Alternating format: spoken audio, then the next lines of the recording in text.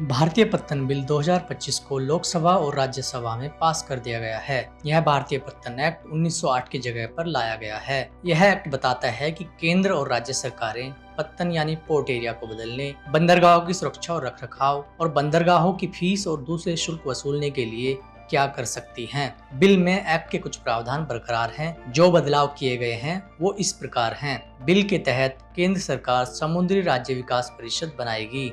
केंद्रीय पत्तन, पोत, परिवहन और जलमार्ग मंत्री इस परिषद के अध्यक्ष होंगे। परिषद के दूसरे सदस्यों में हर राज्य के बंदरगाहों के प्रभारी मंत्री और सचिव शामिल हैं। इसके अलावा भारतीय नौसेना और तटरक्षक बल के सचिव, जो तटीय सुरक्षा का काम संभालते हैं, भी इस काउंसिल के सदस्य होंगे।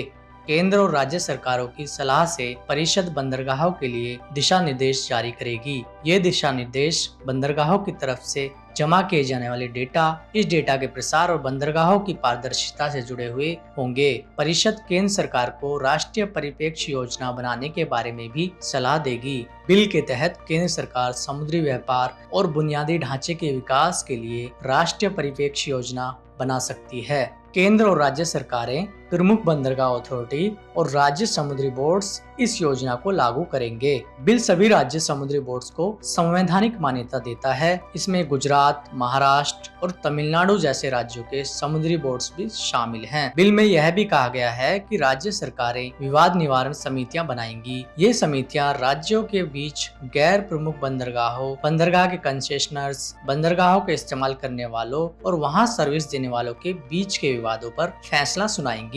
किसी भी मामले पर समिति को 6 महीने के भीतर फैसला देना होगा। इस फैसले के खिलाफ हाई कोर्ट में अपील की जा सकती है। बिल में एक कंजर्वेटर का प्रावधान है। कंजर्वेटर सजा तय करेगा, बंदरगाह की सुरक्षा करेगा और संक्रामक रोगों को फैलने से रोकने के लिए निर्देश जारी करेगा। हालांकि बिल में यह जिक्र नहीं है कि अगर कंजर्वेटर किसी पर जुर्माना लगाता है तो कोई उसके खिलाफ अपील कैसे करेगा। इसके अलावा कंजर्वेटर और हेल्थ ऑफिसर जैसे अधिकारियों को किसी जगह दाखिल होने और वहां की तलाशी लेने का अधिकार है, लेकिन इन अधिकारों का कोई गलत इस्तेमाल न करे, यह तय करने के लिए बिल में कोई नियम नहीं दिए गए हैं। बिल कुछ अपराधों के लिए कैद और जुर्माने की सजा तय करता है, जैसे किसी जहाज की सुरक्षा को खतरा पहुंचाने, बिना इजाजत के वाटर बेड या जियो फिजिकल संरचना को नुकसान पहुंचाने पर 6 महीने तक की जेल की सजा, 1 लाख रुपए तक का जुर्माना या दोनों भुगतने पड़ सकते हैं। जिन अपराधों के लिए 1 लाख रुपए तक का जुर्माना लगाया जा सकता है, केंद्र या राज्य सरकार की अधिसूचना के बिना बंदरगाह का संचालन शुरू करना, प्रदूषण से संबंधित मामला